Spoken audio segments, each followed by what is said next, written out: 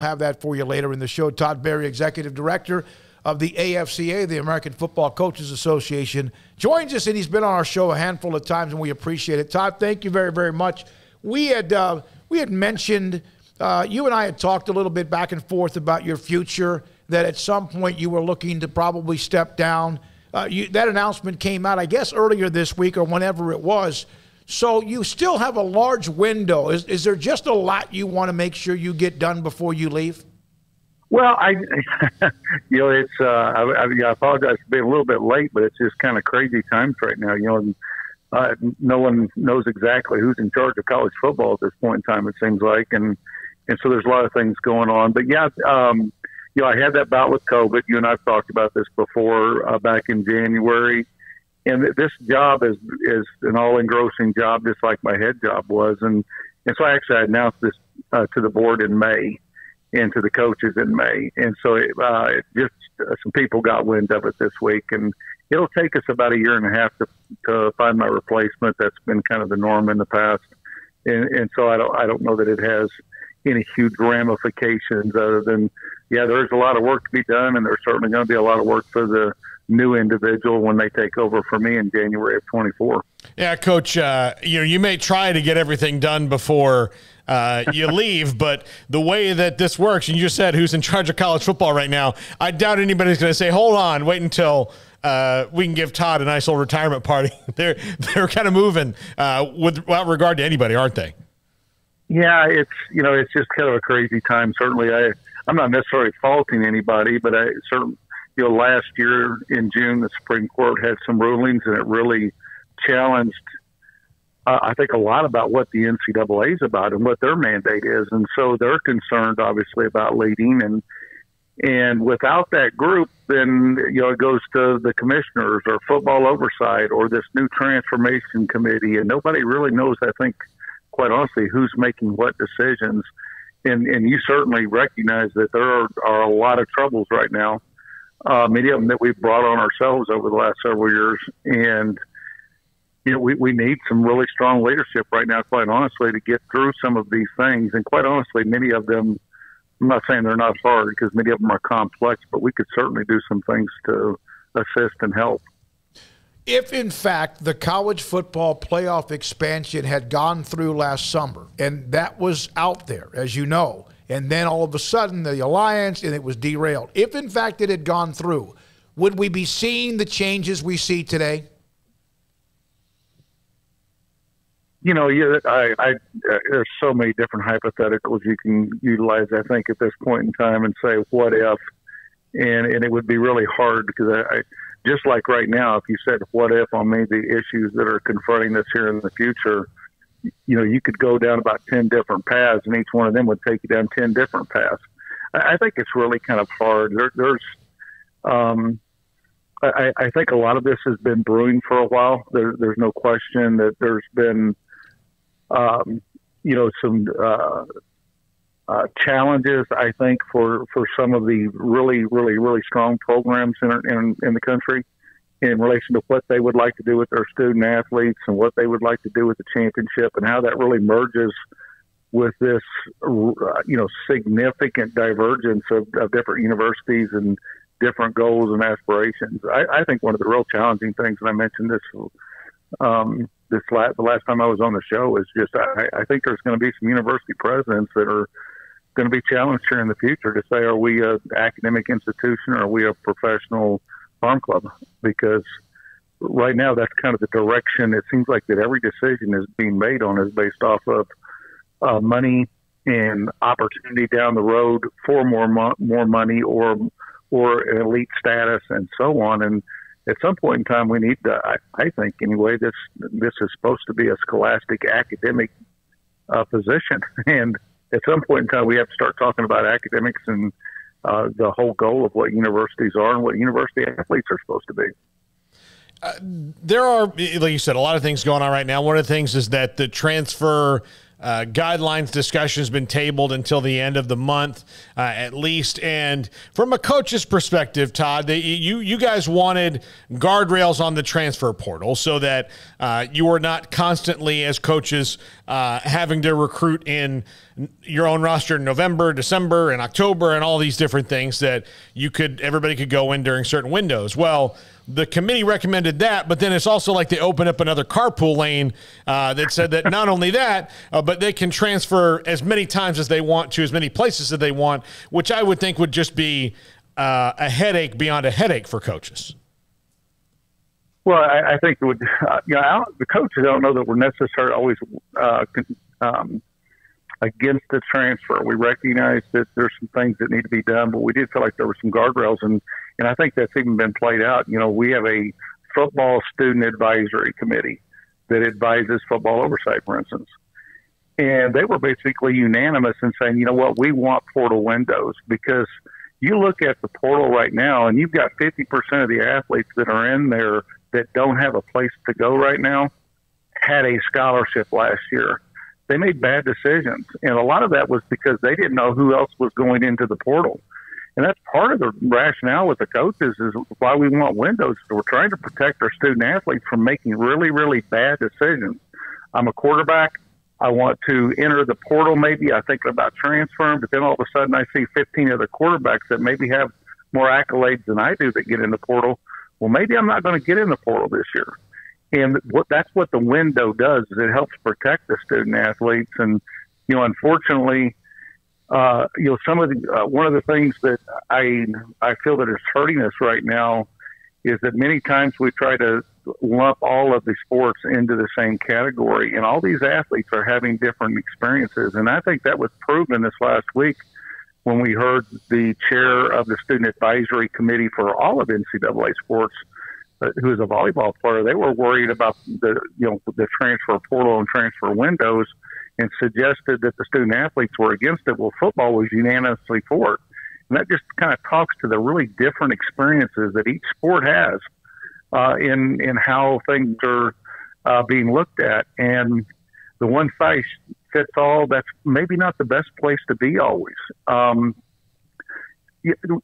think most of our coaches recognize that whenever they were talking about putting in one transfer, it was going to be really difficult at that point in time to say, oh, no, when we're against the second transfer or a third transfer. That's going to be really, I think, hard to hold up in the courts. We had good reasons, I think, to limit the transfers because we had academic data that suggested that regardless of your sport, your age, your GPA, if you transferred, you lowered your chances to graduate. That was a good reason for doing what we've always done in the past. But now whenever you say, oh, but now you can have one, well, that kind of throws that academic, I think, argument out the window a little bit, because it wasn't about academics with the first one that you said that you couldn't transfer. And so, I think for as coaches, we always kind of recognize that we're going down a path to where it's transfer any place that you want, because, again, I don't think the academic part of this is really fitting into the equation at all. Do you feel like the transfer portal is allowing now the larger schools or the blue blood schools to have farm systems with everybody else? Sure. I mean, that was the rational outcome on things. Is that why would I recruit a high school player whenever I can get a college player off another team that's already a proven player and is an all conference player?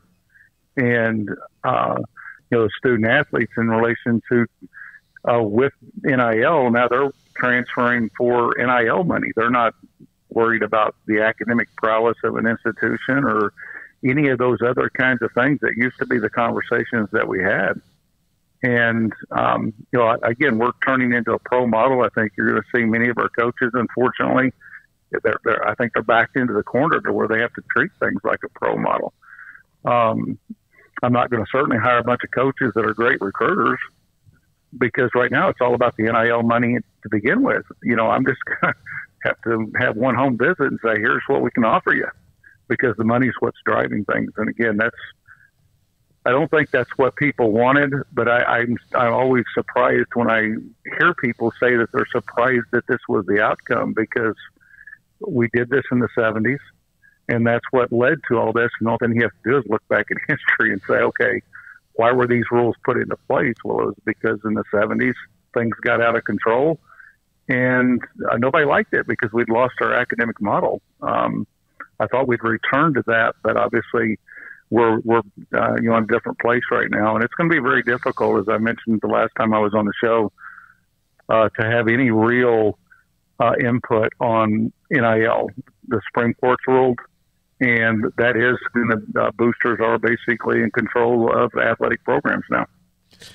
There are several different bills. I know that Tommy Tuberville and Joe Manchin are going to work on one. And of course, Coach Tuberville maybe knows or should hopefully know the game more than any other senator, since it was his career before he did that, and can maybe put in some better guardrails to it. But what, as a coach, would you like to see the government be able to do about NIL so that it's at least one uniform across the board in all 50 states?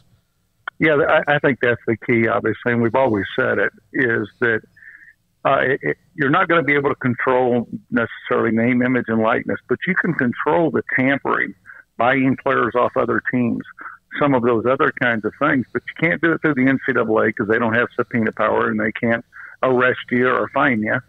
And I'm not talking about just a coach or an athletic director. I'm talking about a booster. And the thing that the federal government can do is because this is part of interstate commerce, then they can put in some rules in relation to that buying players off of other teams, to where all of a sudden that's tampering, and now you've got jail time or you've got fines or whatever. And that's why the NCAA has always asked for, coaches have always asked for federal involvement in this, because each state, in doing what they're doing from a state law standpoint, we've already seen many states that had NIL legislation that they passed thinking that it was going to benefit their universities in the state, only to find out that because it was not uniform, many universities around the country that didn't have an NIL state legislation, they took a much more liberal approach. And now, those states are rolling back that legislation because what they've done is they've hindered or hurt their own university. And then I think we've got the other problem kind of moving forward with all the transfers, and this is not going to slow down. It's probably going to speed up, is that with all the transfers, you go from one state to the next state, and the impact of the different NIL legislation is going to put, I think, a lot of young people in kind of some serious trouble about making good decisions and not knowing if the NIL money carries forward from one state to the next, and so on. I got a question, Todd. Obviously, the discussion not about just NIL, but the transfer portal. You've done a great job of helping us understand. You even told us a story about a coach that mentioned that maybe somebody offered a player a scholarship and the coach didn't even know anything about it, and not sure how much that works out. But you also know what's happening with realignment, USC, UCLA, the most recent story. How much is that a part of the discussion? Because you've worked for Blue Bloods, and you've also worked for those that have to scratch and claw to make sure they have a chance to play somebody in a non-conference game to make some money. Where do you see this? Where do you see this going?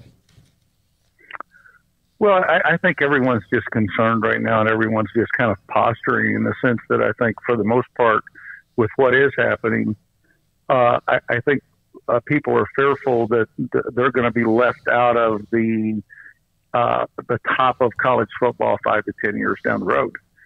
And if they don't put themselves in a position to where they're in a league that basically is strong enough and can weather the storms of all the different things that are going on right now, then they're going to be left out, and nobody necessarily, they want to have options, and options are always a good thing.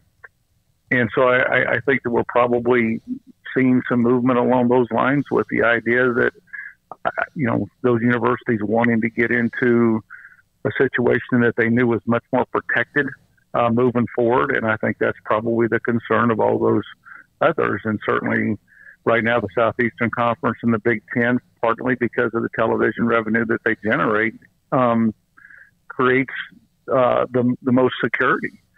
I would certainly think that as time goes on, that we're going to start seeing those two leagues try to, say, hey, listen, if you want to play in the championship game with us, then you're going to have to spend X number of dollars on your athletic department.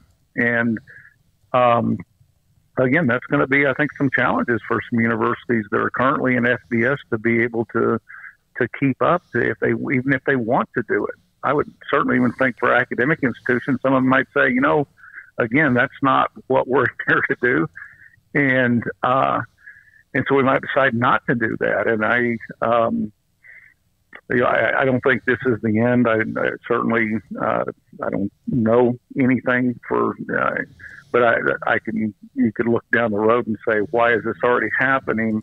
Is there likelihood that it's going to kind of continue based off of the rationale of why it's happening now? Then I would say, yes, it's going to continue to happen. Yeah, Coach, there might be some schools within those power conferences that don't really want to, even though they're getting that big money, they don't want to spend it on their athletic department like the others do. Does Sure. Rutgers want to spend as much money as Ohio State does? Or do they, want to put it other places? Absolutely, and certainly for a lot of those programs in the Power Five, the Economy Five conferences, they've been receiving quite a bit of money that goes back to the university, and many universities have not invested in their athletic programs. I shouldn't say that. Some of that money obviously is covering their athletic programs, but much of that money is coming back to help them with the normal students, the regular students that are just attending school and not student athletes. And if all of a sudden that expenditure rises because I have to be at this level in order of expenditures to continue to play at this high level, then they probably are kind of questioning about what the value of that actually is, if that's the case. If I'm having to spend everything that's coming in and that's not assisting the regular student at my university, then, it might not be beneficial to move forward.